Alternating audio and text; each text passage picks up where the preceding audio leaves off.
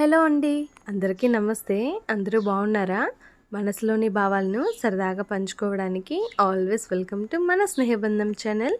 And this is Mounika. అందరూ ఎలా ఉన్నారండి? ఇంకా ఏంటి స్పెషల్ లుక్ అని అనుకుంటున్నారా? ఇంటికి బండ పోయడం అయితే జరిగిందండి. సో ఇంకా బండ పోసే రోజు ఇంటికి లక్ష్మీ కళ ఉండాలి కదా, అందుకని చెప్పి మంచిగా ముగ్గు పెట్టుకొని గడపకి పసుపు కుంకుమ ఎర్రమట్టి అయితే పెట్టేసుకొని ఈ విధంగా అలంకరించుకునేసి ఇంటికి బండ అయితే పోయడం స్టార్ట్ చేసేసుకున్నాము. ఇంటిని కొత్తగా కట్టకపోయినా అంటే కట్టేసిన ఇంటి మీదే బండ పోయడం జరిగింది కదండి, అయినా కూడా ఏదో ఒక తెలియని భయం అన్నమాట. సో మొత్తం అయితే సవ్యంగా జరిగిపోతుంది. ఇంటికి దారబంధనం పెట్టడం కానీ బండ పోయడం కానీ మొత్తం సవ్యంగా జరిగిపోతుంది. సో ఇదే విధంగా అంత స్మూత్గా వెళ్ళిపోవాలని అయితే ఆ భగవంతుడిని కోరుకుంటున్నాను. ఏ అడ్డంకి ఏ చెడు దృష్టి పడకుండా ఇదే విధంగా మొత్తము అంటే త్వరగా జరిగిపోవాలని భగవంతుడిని కోరుకుంటున్నానండి. ఇంక ఇక్కడ చూస్తున్నారా, నేను మొన్న బ్యాంగిల్స్ తీసుకొచ్చానని చెప్పాను కదండి. నాకేంటంటే గాజులు తేయంగానే ఫస్ట్ ఈ విధంగా అన్నిటినీ కలిపి చూస్తానన్నమాట. దీంట్లో ఇంకొక చిన్న బెనిఫిట్ అయితే ఉంది, అది మళ్ళీ చెప్తాను. సో ఇక్కడ చూస్తున్నారా, ఇదైతే మొత్తానికి 2/4 సైజు. 2/4లోనే గ్రీన్ బ్యాంగిల్ 2/6 వచ్చేసింది. ఆరెంజ్ చూస్తే 2/4 ఉంది. ఇదిగోండి బ్లూ కలర్ కూడా 2/6 వచ్చింది. అదే విధంగా 2/6లో వచ్చి ఆరెంజ్ అయితే 2/6 వచ్చింది. కొరవ 2 కలర్స్ వచ్చేసి 2/8 వచ్చేసాయి. ఈ గాజులు తీసుకొచ్చిన తర్వాత మళ్ళీ గూడూరుకి వెళ్ళి కొన్ని ఐటమ్స్ తేవడం అయితే జరిగింది. సో అప్పుడు వాళ్ళని అడిగాను నేను, ఈ విధంగా వచ్చేసాయి, మేము ఎలా సేల్ చేసుకోవాలి అంటే, ఏం కాదులేండి వెళ్ళిపోతాయి, శ్రావణ మాసమే కదా, త్వరగా వెళ్ళిపోతాయి, మీరేం బాధపడద్దు అంటున్నారు.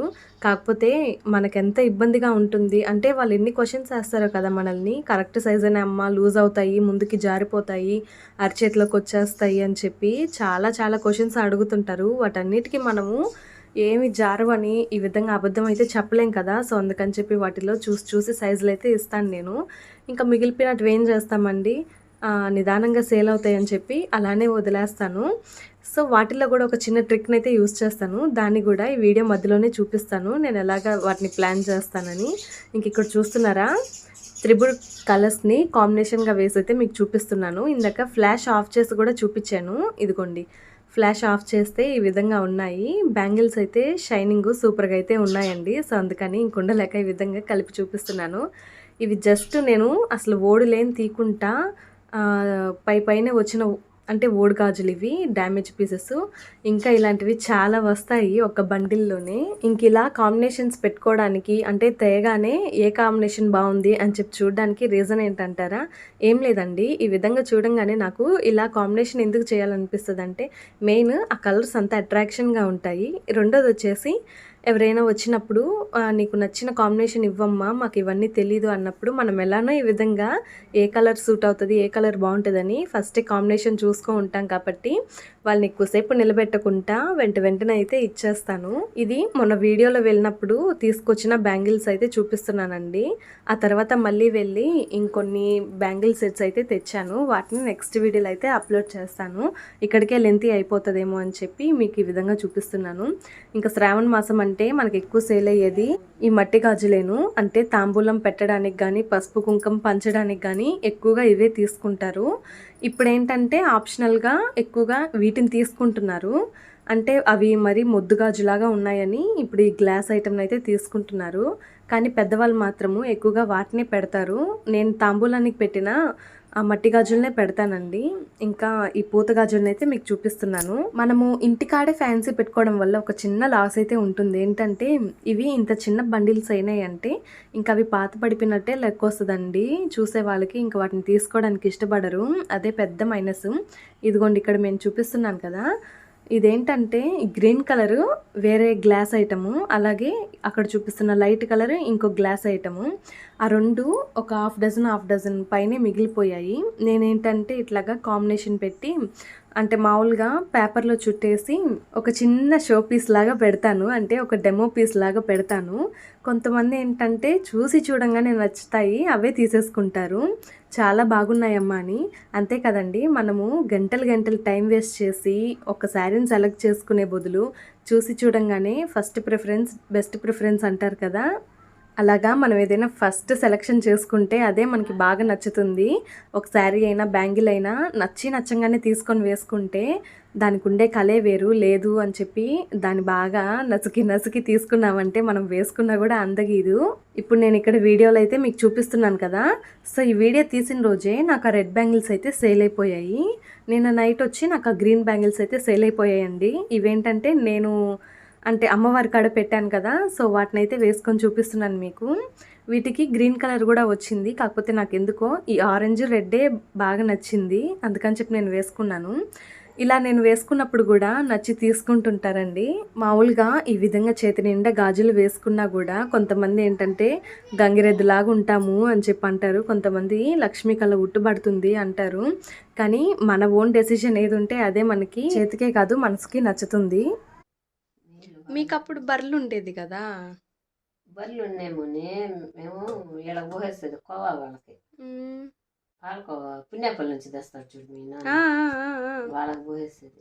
బాగుంటుంది అక్కడ కోవా, పాలకోవా బాగుంటుంది. అప్పుడు ఉత్త కోవానే, చక్కెర దాంట్లో మనకు కావాలంటే వేసిస్తారు, షుగర్ లెస్ లాగా, వద్దంటే మానేస్తారు. చక్కెర వేయకుండా నాన్న ఎక్కువ అక్కడే తెస్తుంటాడు. వాళ్ళకే పోసేది. ఆ సైకిల్ సౌండ్ వినిపిస్తుంది, బర్రెలన్నీ ఎక్కువ ఆరబెట్టేది. ఎందుకు? సైకిల్ వాడు వచ్చాడని. బర్రెలు సైకిల్ వాడు వచ్చి బెల్ల కొట్టాడంటే ఇంక బర్రెలన్నీ అరుపులు, ఆవులు, బర్రెలు నచ్చి గబగబనే పాలన్నీ పిండుకొని నడికి పోసేస్తే అప్పుడు గమనైపోతాయి బర్రెలు. ఆయనకు జంగిటోళ్ళు వస్తే వాళ్ళకి దోలేస్తే మా అత్తమ్మ చేతి వెన్న. పూరి జగన్నాథ్లో క్యూలో వెళ్తుంటే ప్రసాదంకి ఇస్తారు ఇవి, 100 రూపాయలు. దీని మీద ఇంకొక చిన్నది క్యాప్ వస్తుంది. అత్తమ్మ వాళ్ళ ఇంట్లో, కిందదేమో మా ఇంట్లో. ఇదన్నమాట నాది మా అత్తయ్యది కాంబినేషను. మా ఇద్దరిది కాన్వర్జేషన్ కూడా ఇలానే ఉంటుంది. ఆమె ఏంటంటే పాత విషయాలన్నీ చెప్తూ ఉంటుంది, నాకేమో చెవులో శంఖం ఊదినట్టు ఉంటుంది. అయితే నేను ఏదైనా పని చేసే ముందు మా అత్తయ్య గారు చెప్పే మాటలన్నీ నాకు గుర్తొస్తుంటాయండి. అంటే ఆవిడ ఏ పనుల్లో ఎట్లా దెబ్బతిన్నారు, ఎలా చేసి ఎలాగా ఒక ఎక్స్పీరియన్స్ తెచ్చుకున్నారు అని చెప్పి నాకు అవన్నీ చెప్తూ ఉంటారు. నేను ప్రతిసారి ఒకే మాట చెప్తుంటాను, ఎక్స్పీరియన్స్ అనేది మన జీవితంలో దెబ్బతింటేనే కాదు, అవతల వాళ్ళ జీవితాల్లో జరిగేటివి కూడా మనం ఒక గుణపాఠంగానే తీసుకోవాలని. సో మా అత్తయ్య విషయంలో నేను అది నేర్చుకున్నాను. ఇక్కడ శ్రావణ మాసం కోసం అని చెప్పి నెయ్యినైతే కరగదీస్తున్నారు. ఏంటంటే శ్రావణ మాసంలో ప్రసాదాలు అవి ఎక్కువగా చేస్తుంటారు కదండి, ఇంకా వాటి కోసం నెయ్యి అయితే అడుగుతారు. ఇటు సైడ్ ఎక్కువగా హోమ్ మేడే తీసుకుంటారు, కానీ అంటే రెడీమేడ్ అయితే అంతగా ప్రిఫర్ చేయరు. మామూలుగా అయితే ఎవరింటికి వాళ్ళే కాసుకుంటారు. ఇంకేదైనా పూజకి పునస్కారానికంటే ఈ విధంగా కొనుక్కొని తీసుకుంటారు. ఇంకా అందుకోసం అని చెప్పి నేనైతే కాస్తున్నారు. ఆల్రెడీ ఒక 2 kgs వరకు నిల్వ అయితే ఉంది, దాన్ని ఫ్రిడ్జ్లో పెట్టేసి ఉంటారు. కావాలన్నప్పుడు కరగదీసి వేటేసి అయితే ఇస్తుంటారు. ఇదిగోండి, ఈ రెండిట్లో ఉండేది నెయ్యేను. నాకు ఒకటైతే ఓపెన్ అయింది, కానీ కిందది బరువుకి అలాగే ఎయిర్ పట్టేసి అదైతే ఓపెన్ చేయలేకపోయాను. చూస్తున్నారా, నెయ్యి అనేది అలా కారిపోతూ ఉంది. ఆ పక్క అయితే నెయ్యి ఇప్పుడు కేజీ ఒక 800 అయితే ఉందండి. మీ సైడ్ ఎంత ఉందో నాకు కామెంట్ చేయండి. చూస్తున్నారా ఎలా కారిపోతుందో. సో ఇందాక కాసిన నెయ్యి అయితే కరెక్ట్గా నెయ్యి కాసే టయానికి నాకు షాప్కి అయితే వచ్చారండి. అది కరెక్ట్గా అయిపోయింది అన్న మూమెంట్కి ఆ బ్యాంగిల్స్ కాడికి వెళ్ళడం వల్ల మాడిపోయింది అంటే అర్థం ఎరుపు తిరిగిపోయింది. సో నా వీడియో ఎలా ఉందో కామెంట్ చేయడం మర్చిపోవద్దండి. ప్లీజ్ ఎవరైనా కొత్తగా మన ఛానల్ చూస్తుంటే సబ్స్క్రైబ్ చేయండి అబ్బా.